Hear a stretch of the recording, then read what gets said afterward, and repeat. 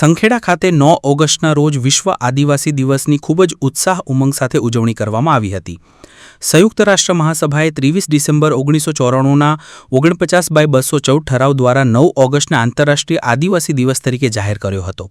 આ પછી સમગ્ર વિશ્વમાં 9 ઓગસ્ટ 1995ના રોજ પ્રથમ વખત આંતરરાષ્ટ્રીય આદિવાસી દિવસની ઉજવણી કરવામાં આવી હતી. સમગ્ર વિશ્વમાં 9 ઓગસ્ટને વિશ્વ આદિવાસી દિવસ તરીકે ઉજવણી કરવાનું નક્કી કર્યું છે, ત્યારે સંખેડા તાલુકાના આદિવાસીઓ મોટી સંખ્યામાં સંખેડા પેટ્રોલ પંપ પાસે આવી પહોંચ્યા હતા. ત્યાંથી ડીજેના તાલ સાથે આદિવાસી નૃત્ય કરતા સંખેડા બજારમાં થઈ સંખેડા 4 રસ્તા પહોંચ્યા હતા. સંખેડા પેટ્રોલ પંપ પાસે પહોંચી ત્યાંથી સંખેડાના બજારમાં રેલી કાઢવામાં આવી હતી.